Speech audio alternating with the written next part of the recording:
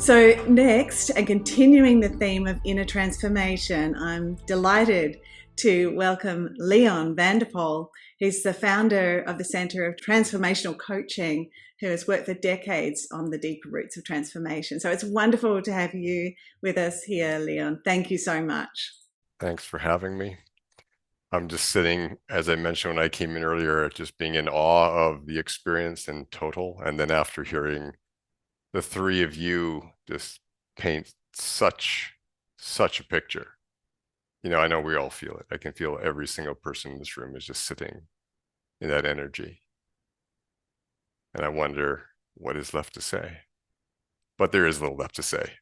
I'll do my best to shine a light on the piece that is really important in the work that I do. So yes, I'm the founder of the Center for Transformational Coaching. My work for a very long time has been to sit in the most intimate spaces with other human beings and to be able to create spaces in which they can really open the fullness of their life to me.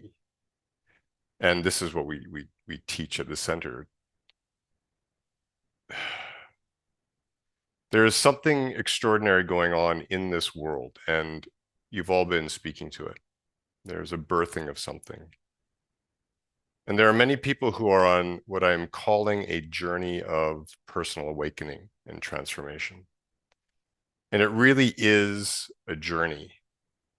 It really is a journey. But what I've learned too is that transformation isn't inherently somehow like a bed of roses that we awaken and the world just becomes this magical place all of a sudden. It actually takes us into the core of ourself and into a part of ourself that is shadowy and dark. And I'll speak a little bit more about this. And the journey itself is beginning to also trigger a kind of sense that there is more to who I am, more to this life than I've perhaps ever known, but it's not clear what that is. And it's not clear how I'm to act in this world. And I'm hearing all this inspiring stuff and it speaks to my soul, it speaks to my spirit. And I want to go into it, but I don't know how. I don't know what this means. I'm confused. And so the old ways of the world pull and the new emerging world beckons, and they're kind of caught in this dynamic. And I think more and more people on this planet are beginning to find themselves in this space and are seeking out in different ways answers, guidance, support to kind of enable them to lean into this journey, which inherently is an unknown, open-ended, mystery, magical space to exist in. But because it's so uncertain, it generates trepidation, fear, doubt, those old companions that we all carry, and that inhibits people. It has them pull themselves back from the edge of taking giant leaps into this unknown that we are all able to perhaps perceive, but they cannot yet fully grasp or even trust. So today I wanted to shine a little bit of the light because we're talking about these deeper roots of transformation to really kind of look at it at a kind of micro scale. And we're talking about what we as human beings are experiencing. And one of the pieces that I'll share with you is this idea that transformation is much more than change. Transformation and change, often these two words get used in sort of the same context, but change is something that we all experience just by virtue of living. We can change every day. We can grow every day. We can experience life in different ways every day that cause some kind of change to happen internally, externally. But transformation is deeper. It's a fundamental restructuring of our sense of self and our purpose and place in this world. A fundamental restructuring of our sense of self. And what we don't often understand is where that sense of self kind of comes from. So in psychology, there's a term called the self-concept. And our self-concept is actually a learned, kind of conditioned, if you want to call it acquired, sense of who we are. That's kind of ingrained into us from a very early age. And even Jude was speaking to these old paradigms that we were often raised in. And these paradigms still have a mighty grip upon the way that we all think about ourselves and our world. But this self-concept grows as we grow. I'm going to put a little slide up here just to give you kind of a glimpse of how I like to conceive of the self-concept. Just this idea that over time we grow something that is not necessarily of who we are at our core, that sense of true self, that deeper nature. And we take on this kind of shell of ego, the beliefs, the values of our culture, of our family. I don't think we quite recognize the extent to which we are conditioned into a way of thinking, believing, and valuing in our worldview. I don't believe we really grasp the size of it.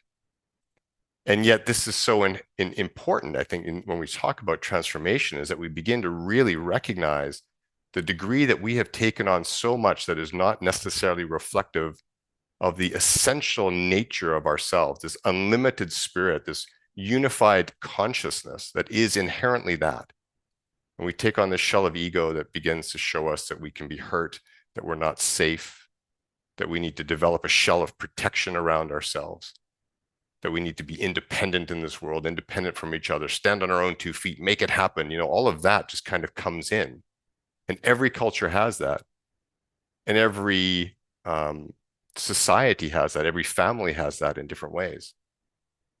And so what happens when transformation, this moment of awakening kind of comes, is people come in and sort of recognize, wait a minute, what's going on within this? What's going on within me? There may be more to me than I've ever recognized. There's more to me, more to life than I've ever recognized. But what that is this big unknown. And so there begins this dance, the dance of what I call awakening and transformation. And it takes people very slowly, very gently, and sometimes very abruptly, depending, into the core of themselves. They start to spend a lot more time on their own in reflection. And what they begin to notice is something that I call the dual dynamics of transformation, that there is this dueling dual dynamics. So you probably have all heard of the image of the butterfly, the caterpillar that becomes a butterfly. And there's a death process in there where the caterpillar dies. It's not a morphing. It doesn't become a butterfly. It dies. And there's this primordial goo in which this new cell of possibility pops up. And at first, that primordial goo of the dying caterpillar kills that. And then another cell pops up, and the primordial goo jumps on that. And so there's this dying process and a set of self-preservation process happening in the dying caterpillar. Every time this new cell of possibility, we'll call it the cell of the emerging butterfly, pops up. But in time, those emerging cells join together, and this creature called a butterfly is born out of it. So it's not a morphing process, it's a death and rebirth. And in humanity, in human beings, we have this same kind of thing that we may not recognize is there. And I just want to put this on because, and I know I'm coming close to my time ending, but this is so essentially valuable when we talk about the how do we make transformational change.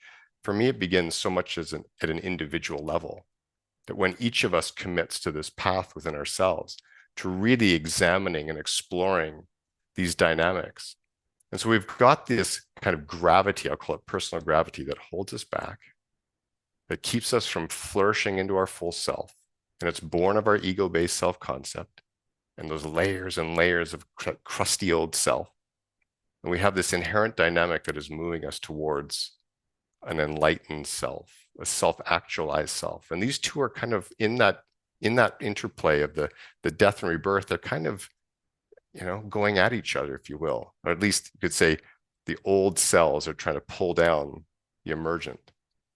And the old cells, like there's a lot of stuff there. I just want to put this slide up because this is the part in my work that I relish the most, is when people are truly willing to reveal this and to give voice to it. And there's a lot here on this slide. There's a lot of pattern of ego that we all carry. There are these innate impulses of our humanity that we can call our shadow side, impulse towards greed or control. And there are all the conditioned ideas about who we are and our worth and our value, that we don't belong, that we're not good enough, that we're not safe. I mean, this stuff goes so deep, and many, many people carry it at a core level. It is built into the cells of their body. And we say, well, just grow beyond it. It is not that simple. They have to go on this incredible journey of healing. So they're healing consciousness, they're healing their own consciousness. And as they do that, they begin to emerge as the butterflies in these images we're seeing show.